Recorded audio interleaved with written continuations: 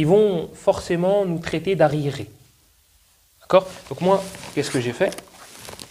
J'ai été chercher la définition d'arriéré, pour savoir si j'étais un arriéré ou pas. Et je suis un arriéré. Alors, ils disent c'est une personne qui n'est pas moderne, qui ne vit pas à son époque. D'accord? Autrement dit, on va la tourner autrement, c'est quelqu'un qui n'est pas à la mode. Voilà, c'est ça, quelqu'un d'arriéré. Il ne suit pas la mode de son époque. Il est dans l'ancien temps.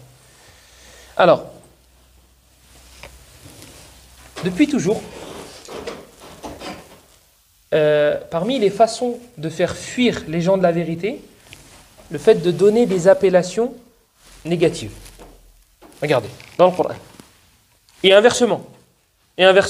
Si on veut aller vers quelque chose d'interdit, on va vous donner une appellation gentille, mignonne. Regardez Iblis. Qu'est-ce qu'il a dit à Adam et Hawa? هل أدلك على شجرة الملك وخلد هل أدلك على شجرة الخلد وملك لا يبلى. Iblis, il est parti voir Adam et Hawa. Qu'est-ce qu'il leur a dit? Venez, on va désobéir à Allah et vous allez être chassés du paradis. Non. Ne vais-je pas vous montrer quelque chose? Si vous le faites, si vous prenez cette chose-là, vous allez être éternel et vous allez avoir une royauté qui ne se terminera jamais, indéfinie. Une royauté. Et qu'est-ce qui s'est passé? Ils ont mangé, ils ont été chassés du paradis. Regardez Iblis comment il leur a vendu la chose. Donc en fait, les choses négatives, on va les mettre sous une forme positive. Et inversement. Les choses positives, on va les mettre sous forme négative. Regardez, Pharaon, comment il a parlé à Moussa. À la fin de Surat Al-Isra. Allah, il dit, concernant Pharaon, il dit que Pharaon a dit à Moussa, Inni la adhunnuka ya Moussa mashoura. Il dit, Pharaon, il parle à Moussa, il dit, ouais, je pense que tu es ensorcelé.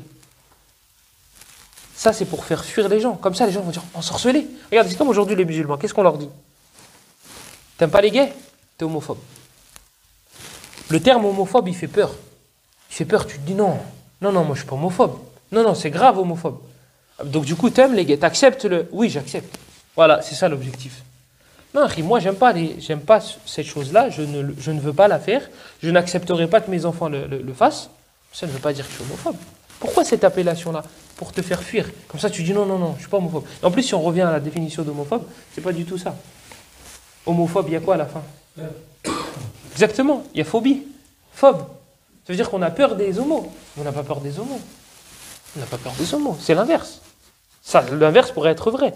Eux, ils ont peut-être peur des musulmans, mais nous, on n'a pas peur des homos. C'est n'importe quoi. Donc faites gaffe aux appellations. Il y a un savant qui a dit que ça avait le même effet que les drogues. Vous savez, les drogues, l'effet c'est quoi? C'est que ça te change la réalité des choses. Ça te change la réalité des choses.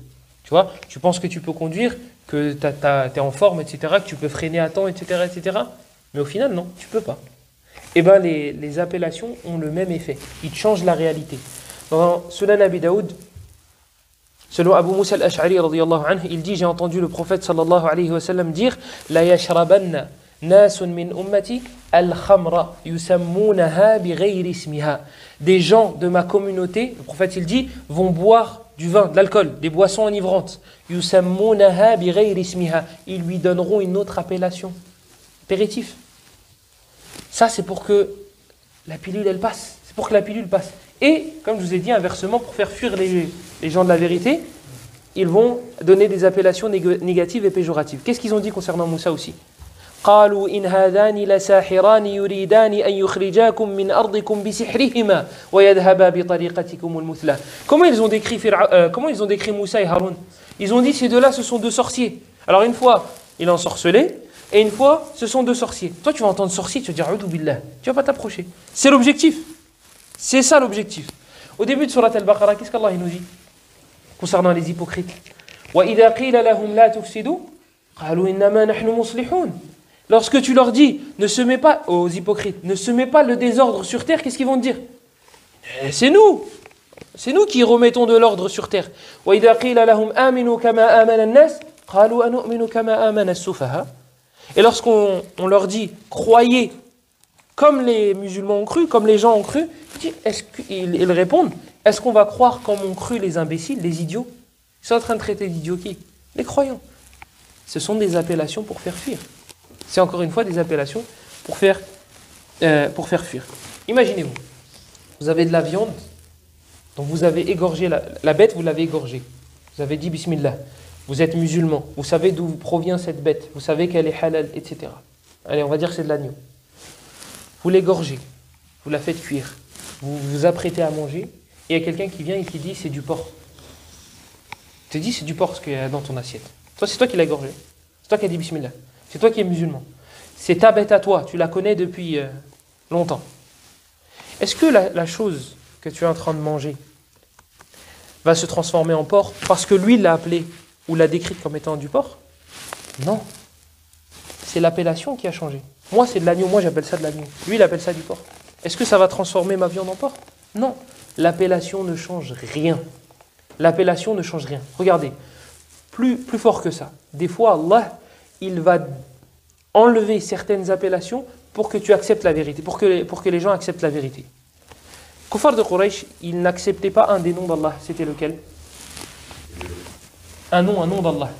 Il y a un nom d'Allah qu'ils n'acceptaient pas. Ils disaient non, Allah il n'a pas ce nom-là. Wa hum yakfuruna bi ar-Rahman. Allah il nous dit dans Surat Ar-Ra'd, et ils mécroient, les mécréants, les kuffars, ils mécroient au Rahman. Ils disent Allah il n'a pas ce nom-là. Il n'a pas de Rahman. Et même quand le prophète sallallahu alayhi wa sallam, il a voulu écrire l'accord, il a voulu le mettre à l'écrit, il a écrit Bismillahir-Rahmanir-Rahim. Il a dit à Ali d'écrire Bismillahir-Rahmanir-Rahim. Ils ont dit enlève Ar-Rahim. Ar-Rahman, afwan. Ils ont dit enlève Ar-Rahman. Nous, on ne croit pas Ar-Rahman. Qu'est-ce qu'il a dit Allah? Qul id'u Allah aw id'u Ar-Rahman. Ayyamma tad'u falahu al-asma'ul husna. Vous voulez pas croire Ar-Rahman? C'est pas grave. Appelez-le Allah. Et appelez-le Rahim, appelez-le Rahman. Tant qu'on est d'accord sur le fait d'adorer Allah seul. Mais eux, leur objectif, c'était pas ça. C'était pas juste l'appellation. Mais regardez comment Allah, entre guillemets, il les a laissés. Il a accepté, entre guillemets, cette chose-là pour dire, bah vas-y, c'est l'appellation qui te dérange. C'est pas grave. Nous, on se concentre sur la réalité de la chose. On enlève l'appellation. Et on se concentre sur la réalité de la chose. Et ils n'ont pas voulu. Donc faites gaffe à ces choses-là, aux appellations, parce que ça peut nous tromper. Donc arriérer, parce qu'on revient au texte et on ne met pas la raison en avant, c'est pas grave, je suis en arriéré.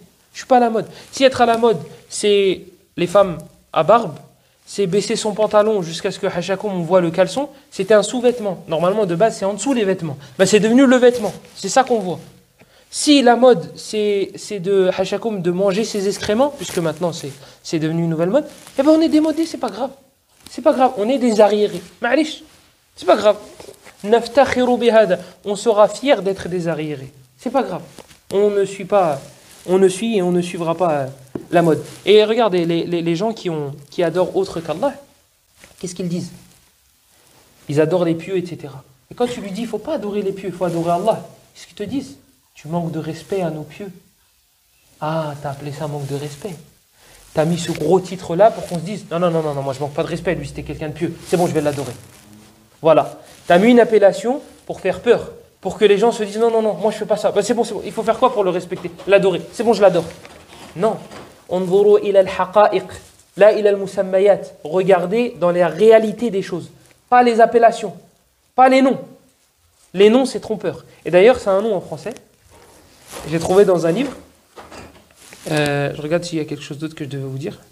Il y a quelque chose d'autre. L'euphémisme. Ils appellent ça l'euphémisme et ils appellent ça aussi l'oxymore. Ils donnent un exemple, par exemple, pour récession. Donc ils disent que ça va en croissance, mais en bas. Donc en fait, c'est une image pour te dire, ça monte, t'inquiète, c'est en croissance, mais ça monte vers le bas. C'est en fait pour te tromper, pour te faire croire que ça monte, t'inquiète, mais ça monte vers le bas. Mais eux, ils vont pas te le dire comme ça. C'est justement l'euphémisme et l'oxymore, et ils appellent ça aussi l'implication, je crois.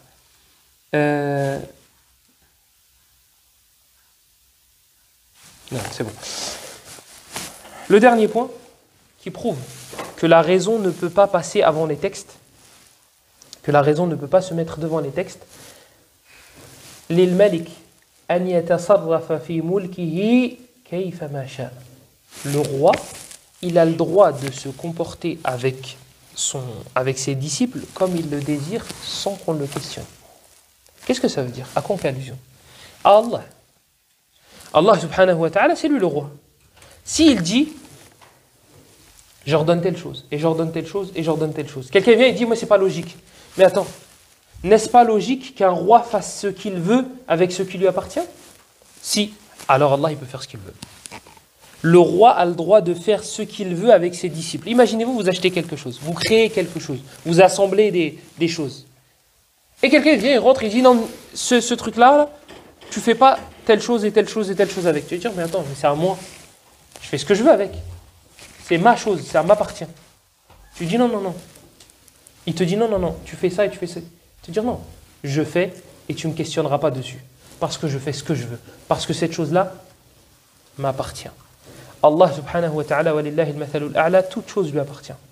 Donc il fait ce qu'il veut avec nous. Et comme il dit dans le Coran, la yus'alu amma yaf'al wa hum yus'alun. Il n'est pas questionné sur ce qu'il fait et eux seront questionnés, vous et moi. Et il dit fa'alul lima yurid. Il fait ce qu'il veut. Et il dit ala ya'lamu man khalaqa wa huwa al-latiful khabir. Et ne savez-vous donc pas qu'Allah, parmi ses attributs et parmi ses noms, il y a le Hakim, le juste. Ça veut dire quoi le Hakim? الذي يضع الأشياء في موطنها وفي مواضعها اللائقة بها التي تليق بها. Le Hakim, le juste, c'est celui qui met la chose à sa place. C'est celui qui met une chose à la place qui mérite. Si tu crois, si tu as comme croyance qu'Allah il est juste, pourquoi tu vas dire pourquoi Allah il a fait ça? Et pourquoi Allah il laisse les enfants mourir? Et pourquoi Allah il fait ça? Et pourquoi Allah il fait ça? Et pourquoi Allah il a légiféré ça aux femmes et il n'a pas légiféré ça aux hommes? Si tu as comme croyance qu'il est juste, pourquoi tu poses des questions? Tu sais qu'il est juste. Il y a une sagesse derrière ça. Oui. Tu la connais, tu la connais pas. Tu la connais pas. Il est là le problème. Mais est-ce qu'il y a une sagesse derrière? Il y en a une. Mais tu ne la connais pas et il est là le ishkal. Pour résumer, malgré le fait que je vous ai dit que la raison passait pas avant les textes, sachez que de toute façon, un point simple, un point essentiel pourrait régler ce problème-là. C'est quoi? C'est que la religion ne contredit pas les textes. La religion, les textes qui émanent d'Allah et de son prophète, ne contredisent pas la raison. Il n'y a pas de ta'arud baynahuma. Il n'y a pas de contradiction entre les deux. Pour qu'on puisse dire, ben ça passe avant ça et ça passe avant ça, c'est quand il y a une contradiction. En vrai, il n'y a pas de contradiction. Ce qu'Allah nous a ordonné est logique. Mais on n'arrive pas à le comprendre, c'est tout. C'est juste que nos raisons sont trop limitées. Mais il n'y a pas de contradiction. Il n'y a pas de contradiction entre les deux. Il n'y a pas de contradiction entre les deux. Et un grand savant, Ahmad ibn Abdel Halim ibn Taymiyyah al-Harrani al-Dimashqi rahimahullah, il a écrit un livre qui s'appelle Dar'u Ta'arud al-Aqli wal-Naql, qui parle justement de ce sujet-là. Et il prouve que la raison ne va pas en contradiction avec le Coran et la Sunna, et que le Coran et la Sunna ne vont pas en contradiction avec la raison. Par contre, il va en contradiction avec une chose: les passions. Et le problème, c'est que les gens confondent les deux. Allah il dit وَلَا تَتَّبِعِ الْهَوَى فَيُضِلَّكَ عَنْ سَبِيلِ اللَّهِ. Il dit, et ne suis pas les passions, ils vont t'égarer du droit chemin, du chemin d'Allah ou du droit chemin. C'est ça le problème. C'est que nous, on mélange passion et raison. Ce que je ne comprends pas, je ne le fais pas. Ça s'appelle des passions. Et Allah, il a dit dans le Coran que certaines personnes prenaient leur passion comme des divinités. N'as-tu pas vu celui qui a fait de ses passions sa divinité? Parce qu'à chaque fois que ses passions lui disent de faire quelque chose, eh bien il le fait. Donc sa divinité, ce sont ses passions.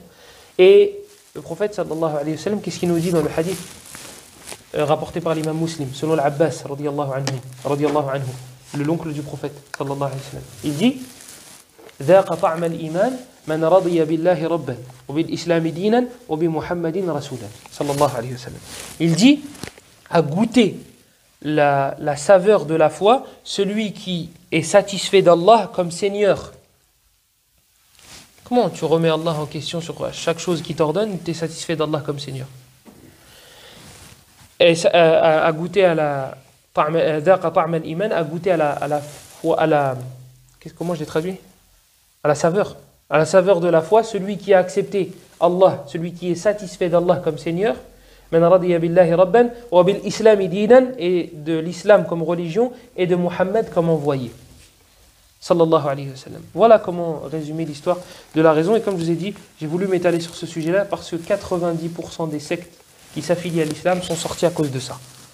Ils mettent leur raison ou leur passion devant les textes.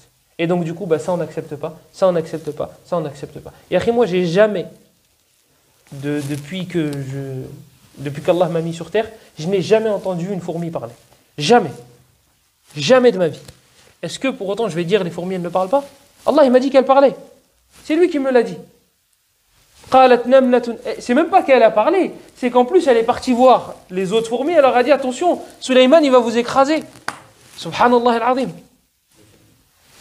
قالت نملة يا أيها النمل ادخلوا مساكنكم لا يحطمنكم سليمان وجنوده وهم لا يشعرون. Sans qu'ils le sachent. Ils ont même trouvé une excuse à l'armée de Sulayman. Hudhud, juste après. La huppe. Elle a parlé à Sulayman. Moi, j'ai jamais entendu une huppe parler. La pierre. La pierre. Avec le prophète sallallahu alayhi wa sallam. Oui, mais eux, après, ils vont dire ça, c'est la sunna, donc on ne comprend pas. Donc, on va trouver dans le Coran le hut. Le poisson qui a avalé Sulayman, qui a avalé Yunus alayhi salam. Et Yunus il est mort, il est ressorti. Tout ça c'est dans le Coran. Et on nous dit la sunna c'est pas logique donc on n'accepte pas. Et dans le Coran on a ce genre de choses. Dans le Coran. Donc regardez, en vous accrochant, en vous cramponnant au Coran, vous pourrez défendre la sunna du prophète. Sallallahu alayhi wa sallam. Comme je vous ai dit au début sur le hadith qu'ils ont voulu rejeter. Vous trouverez la base dans le Coran.